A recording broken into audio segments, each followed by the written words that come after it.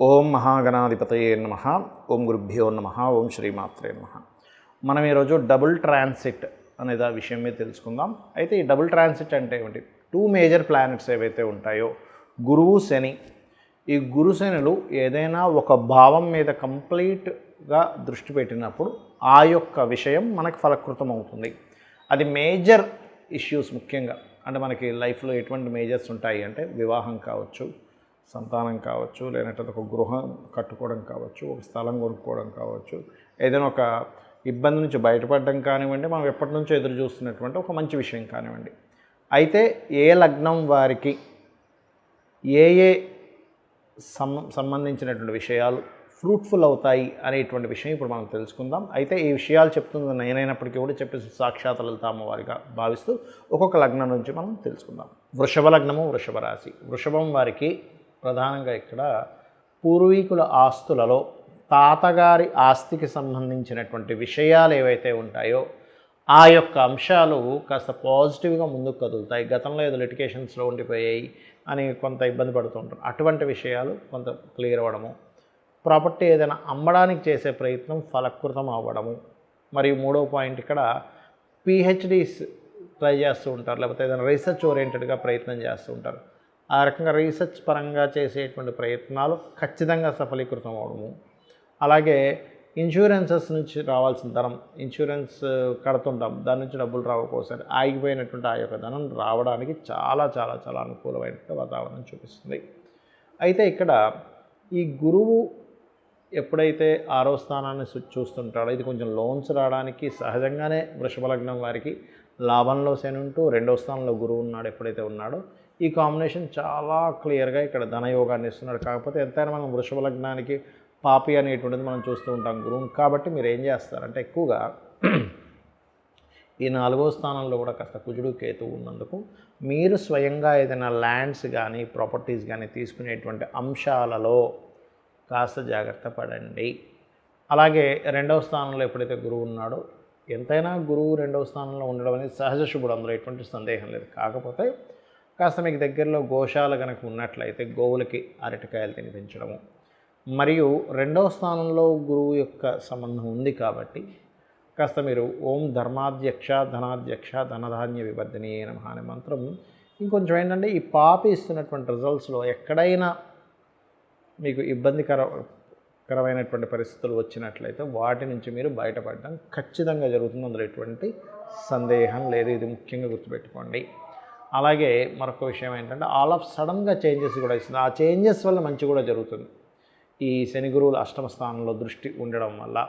ఇక్కడ చాలామందికి ఏంటంటే సందేహం, ప్రతి లగ్నానికి గురువు కొన్ని లగ్నాలకి శుభుడైతే శని కొన్ని లగ్నాలకి శుభుడవుతాడు.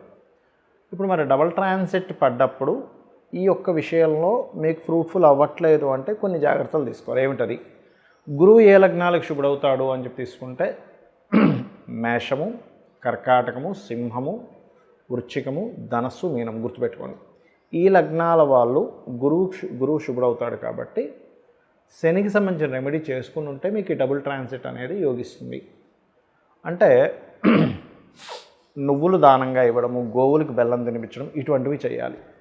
మరి శని శుభుడవుతాడో గురువు పాప అవుతాడు కొన్ని లగ్నాలకి. ఏ లగ్నాలకి ఎక్కడుందండి దీని గురించి అంటే పరాశర మహర్షి చాలా స్పష్టంగా సర్వే త్రికోణ నేతారో గ్రహాః శుభఫలప్రదాః అని చెప్పడం జరిగింది. మిగతా 6 లగ్నాలు అంటే వృషభ లగ్నము, మిథునము, కన్యా, తుల, మకర, కుంభ లగ్నాలకి శని శుభుడవుతాడు. అలాంటి వారు గురువుకు సంబంధించిన రెమెడీ చేసుకోవాలి. అంటే ఏం చేయాలి అంటే శనగలు, ఎల్లో కలర్ వస్త్రము, 1 కేజీ శనగలు, ఎల్లో కలర్ వస్త్రము గురువారం నాడు పురోహితుడికి ఎవరికైనా దానంగా ఇవ్వడం, గోవులకి మీరు చక్కగా ఈ యొక్క అరటికాయలు తినిపించడము, దగ్గరలో ఆలయం ఉన్నట్లయితే ఆలయంలోకి వెళ్ళి మీరు గంధము కానీ పసుపు కానీ దానంగా ఇవ్వడం, అంటే అక్కడ స్వామివారికి కైంకర్యానికి వాడుకోవడానికి అన్నట్టుగా మీరు ఇవ్వడం అక్కడ ఆ రకంగా చేయొచ్చు.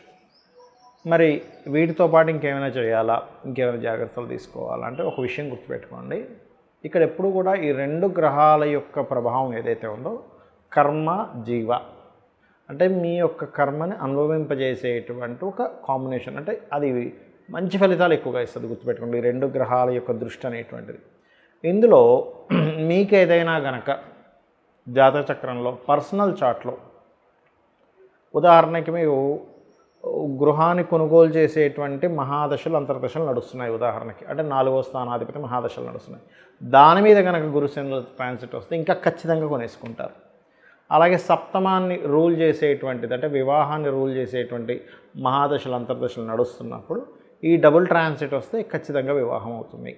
అయితే ఇక్కడ కొంతమందికి అది బలహీనంగా ఉంటుంది ఒక్కోసారి. అంటే గృహయోగం మహాదశ నడుస్తుందండి, ట్రాన్సిట్ కూడా వచ్చింది, కానీ ఎక్కడో దగ్గర దాకా వచ్చి మిస్ అవుతుంది అంటూ ఉంటారు. అలాంటి వారికి ఏమిటి అంటే గృహానికి సంబంధించిన మణిద్వీప వర్ణన చేసుకుంటే ఇంకొంచెం దైవబలం తోడవుతుంది. అలాగే మరి కొంతమందికి ధనం ఇచ్చేవండి, ఇప్పుడు ధన సంబంధించిన మహాదశ నడుస్తుంది, ధనానికి ఉన్నటువంటి మహాదశలో అంతర్దశలో నడుస్తున్నాయి.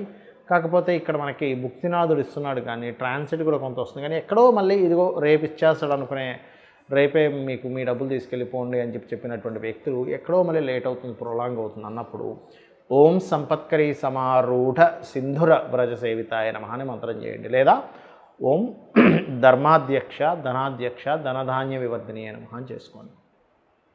మరి కొంతమందికి సప్తమం మీద వివాహ సంబంధించిన కారకత్వాల మీద డబుల్ ట్రాన్సిట్ ఉంది, మహాదశలు నడుస్తున్నాయి, కానీ ఎక్కడో ఆగుతుంది. ఎందుకు అలా ఆగుతుంది అంటే వాళ్ళ పర్సనల్ చార్ట్లో సప్తమంలో కేతువో రాహువో ఏదో పాపగ్రహాలు ఉంటాయి, లేదా ప్రయత్న స్థానము అంటారు, అంటే ఎక్కువ ప్రయత్నం చేయవలసిన పరిస్థితి ఉంటుంది.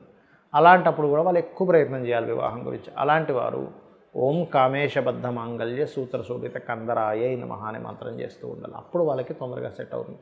మరి కొంతమందికి వివాహం చేసుకుంటారు, డిస్ప్యూట్స్ అవుతూ ఉంటాయి, మళ్ళీ ఎక్కడో ఇరు వర్గాల వాళ్ళు వచ్చి మాట్లాడుకొని దాన్ని సెట్ చేసుకుందాం అనుకుంటుంటారు, కానీ ఎక్కడో కుదరదు, కాంప్రమైజ్ అయిపోయి కలిసిపోతారు అనుకుంటే కుదరదు. అలాంటి వాళ్ళు ఓం శివకామేశ్వరంకస్త శివాస్వాధీన వల్లభాయ నమః. మరి కొంతమందికి ఎలా ఉంటుందంటే ఒక బిజినెస్ ప్రారంభిస్తారు, ఆ వ్యాపారంలో ఇంకేముంది, ఇక్కడ నుంచి అభివృద్ధి వస్తుంది, మనకంతా కూడా క్లియర్ అయిపోతున్నాయి అనుకునే టైంకి ఇంకా ఎక్కడో రావాల్సిన లాభాలు రావు. కానీ చూస్తే లాభాధిపతి మహాదశలు నడవడము మరియు అదేవిధంగా లాభస్థానం మీద ఈ డబుల్ ట్రాన్సిట్ పడడం కూడా జరిగినప్పటికీ ఎక్కడో ఆగుతుంటుంది. దానికి కారణం ఏమిటంటే లాభస్థానం న్యాచురల్గా మీకు 11th హౌస్ ఎక్కడో స్పాయిల్ అవుతుంది. అలాంటప్పుడు ఓం ఇంద్రగోప పరిక్షిప్త స్మరతూనాభజంగికాయే నమః అనే లలిత అమ్మవారి యొక్క నామస్మరణ కనుక చేసినట్లయితే అది ఎలా అంటే మనస్ఫూర్తిగా చేయండి, ఎక్కువసేపు చేయండి. ఆ ఎక్కువసేపు ఆ మంత్రం మీదే ధ్యాస పెట్టి చేయండి. ఖచ్చితంగా మీ యొక్క పూర్వజన్మ కర్మల వల్లే మనం ఇది అనుభవిస్తూ ఉంటాం. అందరూ కూడా ఈ భూమి మీద పుట్టిన ప్రతి ప్రాణి కూడా, నేను కానీ మీరు కానీ ఎవరైనా కానీ పూర్వ జన్మల్లో చేసిన మంచి కర్మలు, తెలుసో తెలియకో చేసినటువంటి కొన్ని బ్యాడ్ కర్మాస్ ఉంటాయి. దానివల్లే మనిషి మంచి అనుభవించడం కానీ, ఒక హోదాలోకి వెళ్ళడం కానీ, ఒక మంచి ఉద్యోగం రావడం కానీ ఇవన్నీ జరుగుతుంటాయి. ఒక ఇబ్బంది పడడం కూడా దానివల్ల జరుగుతుంది. అయితే పాపకర్మను దగ్ధం చేసేటువంటి శక్తి అమ్మవారి నామాలకి, అదేవిధంగా సూర్య నమస్కారాలకి, ఏదైనా ఆలయానికి వెళ్ళి అక్కడ ఏదైనా మీరు చేసే సేవ వల్ల తొలగుతుంది అని శాస్త్రాలు చెప్తున్నాయి. కాబట్టి ఈ మంత్రం సంబంధించినవి చేయండి. అదేవిధంగా మరి కొంతమందికి అప్పులు తీరాలండి, 5th హౌస్ మీద శుభగ్రహ సంబంధాలు వచ్చాయన్నారు. 5th హౌస్ అంటే అప్పుకు నెగేటింగ్ హౌస్ అంటారు కదా, మరి అలాగా అనుకునేటువంటి వారు ఓం అపర్ణాయే నమః. ఇలా మనం 1000 నామాలకి 1000 విషయాల గురించి మనం ఆల్రెడీ యూట్యూబ్లో చెప్పుకున్నాము. మీరు అందులోంచి కూడా కావాలంటే తీసుకోవచ్చు. అయితే ఇక్కడ ఏ నామాన్నైనా మీరు ఉదయం పూట కానీ సాయంత్రం పూట కానీ చేయండి. అలా అని మీరు చాలామందికి సందేహం ఉంది, ఏమంటే స్త్రీలు చేసేటప్పుడు 3 రోజులు గ్యాప్ వస్తుంది కదా, అప్పుడు పరిస్థితి ఏమిటంది? ఏమీ భయపడాల్సిన పని లేదు. అదేవిధంగా మరి కొంతమందికి సందేహాలు ఉన్నాయి. ఏంటంటే మా ఇంట్లో ఎవరో చనిపోయారు, 11 డేస్ అయిపోయింది, కానీ 1 ఇయర్ వరకు చేయకూడదు అంటున్నారు. అలాంటివి ఏమీ లేదు. 11 డేస్ తర్వాత నుంచి మీరు చేసుకోవచ్చు, ఇంట్లో పూజ ఎవ్రీథింగ్.